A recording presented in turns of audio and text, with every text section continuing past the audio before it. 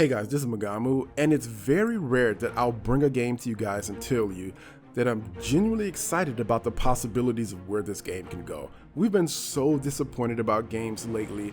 There's really not a lot coming out, and even with the disappointment that was Anthem, and even a lot of us not really getting into the Division 2 on this channel, the idea of a new game coming out that could possibly grab us is very exciting, especially a game like this, because this game combines a bunch of elements in a very specific way that I think it can offer something totally different from what we already have. So what I'm going to do is I'm going to throw some words against the wall and tell me if some of these words bounce off into your brain and spark the synapses and get you excited about the possibilities of what this game can be.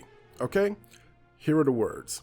Co-op, PvE, third-person shooter, Dark Souls levels of difficulty, abilities, and builds. Now, I'm pretty sure in all that word soup, there's some things that you can pretty much pull out of this and get excited about. So what are we talking about? We're talking about Remnant from the Ashes. Now, I know you're thinking, I've never heard of this. What even is this?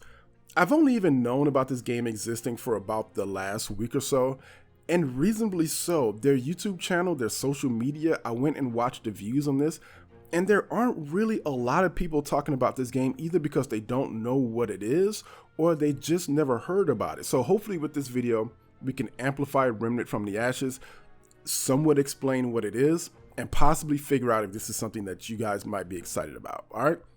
So what is Remnant from the Ashes?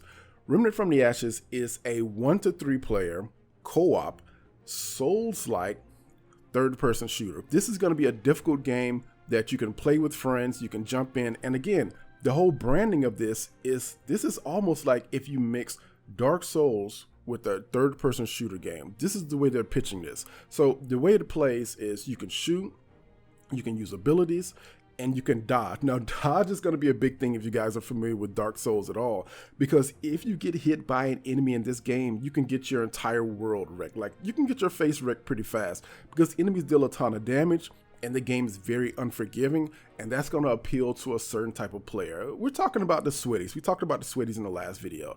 Now, dodging is going to be important, but you also get other things to avoid taking damage, like cover. This is going to be a cover shooter as well. You can hide behind walls or pillars to avoid getting hit by enemies from the front or getting hit by projectiles, because this is going to deal a ton of damage.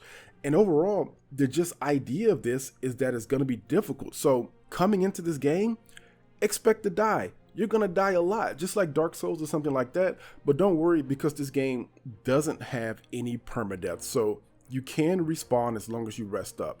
Now, this is going to be very Dark Souls like, because you're going to have these world stones where you can rest at, and where you rest is you save the game, you get more ammo, you get your health refilled, and you can also fast travel at the world stones. These are these big red diamond glowing things that you go to rest up. Now, there aren't just these, there are also some smaller like world shards out in the world, and these are essentially the same as the big red world stones, except they just don't have the fast travel. But you get your health back, you rest, you can save the game, you get more ammo. You just can't fast travel with the smaller world shards, but you can do it at the world stone. So very Dark Souls like, where you have to rest somewhere. Now, overall, the story, and this is where it gets very interesting to kind of mix things up as far as online looter shooters.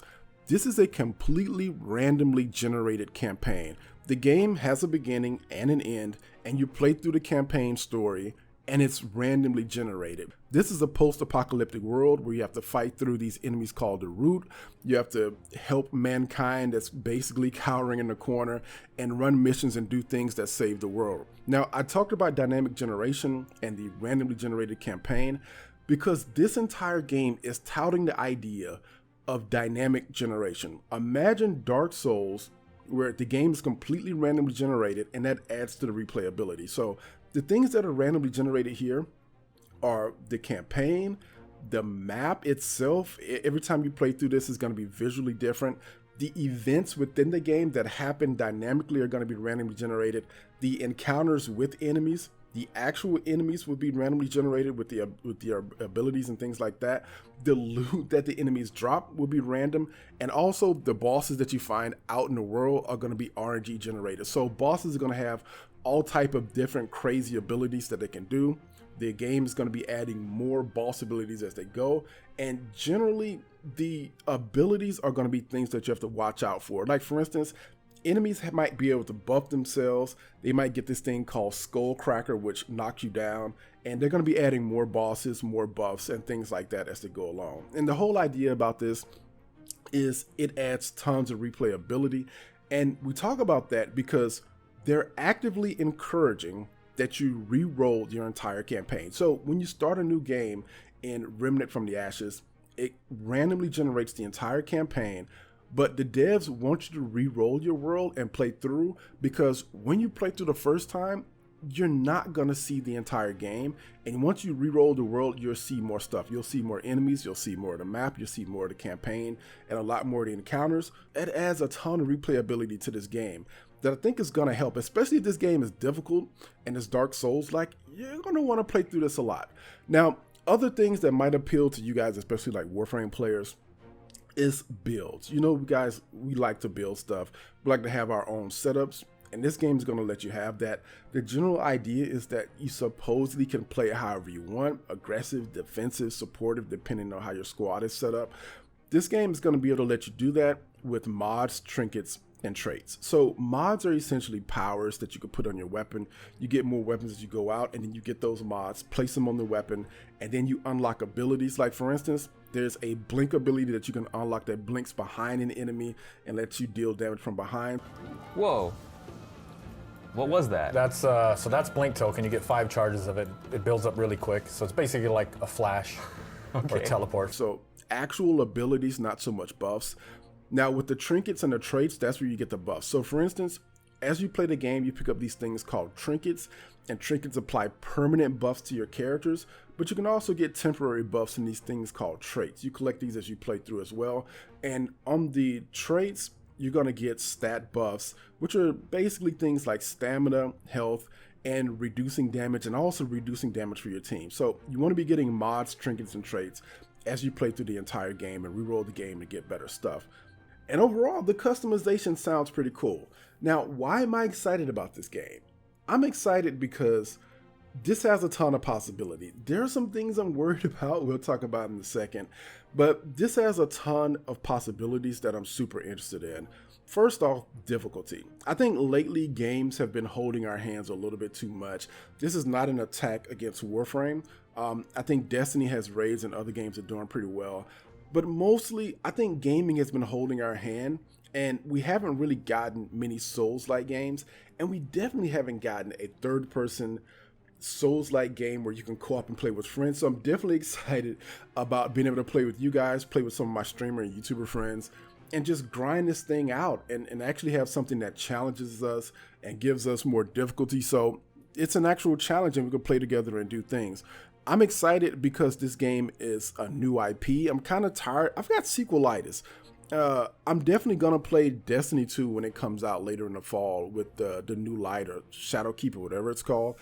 But I've got a little bit of sequelitis where essentially the last like 4 or 5 years, we've basically had the top 3, which is Warframe, Destiny, and I believe Division. Anthem is a non-factor, it doesn't count. And I think it's exciting to have a challenger enter the arena where we've got another IP that offers a different world, and we can jump to this and experience something different. So I'm kind of excited about that. I will be making more videos for this if you guys want. I found tons and tons of information that it seems like no one is covering about the combat system, about the buffs, about the way mods work, just about the game overall. And it doesn't really seem like a lot of people are covering that. So if you guys like this video, let me know if you want to see more about this game and kind of decide if you guys want to get it. It comes out around August 20th. This is going to be on PC, on the Steam client, so you can grab it on Steam. But it's also going to be on Xbox and PS4. I couldn't find any information if it's going to be cross-platform.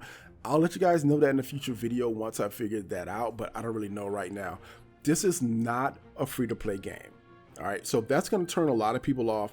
but it's not a $60 game either. This is going to be a $40 title. Now, I kind of expected that. Typically with a Souls type game, you're going to pay something for it. It's just the nature of the sweaty community, as I call it. So it's going to be about $40, but don't worry. I am not going to tell you guys to play this game. I'll check it out first. I'll give you guys tons of gameplay. I'll give you a review. And then if you trust me, you could possibly drop $40 on this and we'll figure out if it's worth it or not.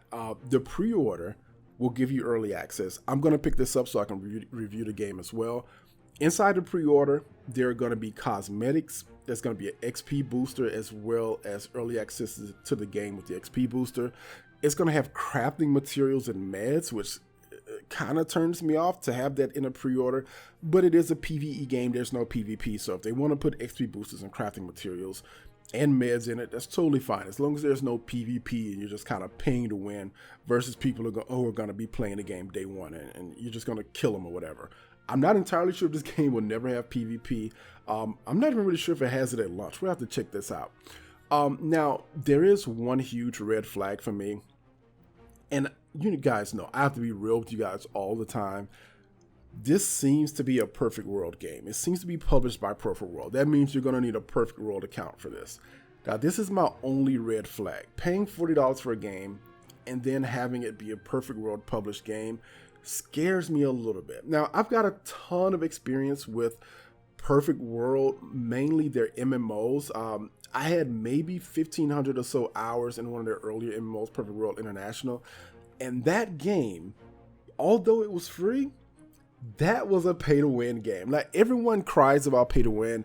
Trust me, you guys have, you think you could tell me about pay to win? I was born in pay to win. Even though Perfect World International was free, the early gameplay for that game had weapons where you could spend hundreds of dollars if you wanted to get those weapons. So when we look at the $40 tag on a game like this, I'm not really worried about this game not being free to play, because for me, historically, Perfect World has, as a publisher, has not done a very good job with free to play games, and seeing them have a title where you just have to pay $40 for it and you get the game, that's a good thing, because for me, a free to play Perfect World game would be a red flag. That's not something I'd be interested in. All right, so that's the game, Remnant from the Ashes.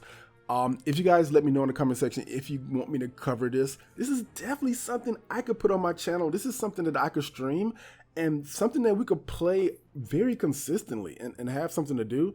And we could drop guides for it. We can talk about the lore of the game. There are a lot of possibilities for videos for this game if it's good. So don't pre-order it yet. Let me buy it. Let me pre-order it. I'll be playing it in a couple days. Again, it comes out on the 20th. And if this turns out to be a good game, maybe we can cover it some more. You guys let me know. All right, talk to you guys later. When people worship me like people worship fucking Logamu. When people worship me like people worship fucking Logamu. When people worship me like people worship fucking Logamu. When people worship me like people worship fucking Logamu. Suck. Gross. When suck.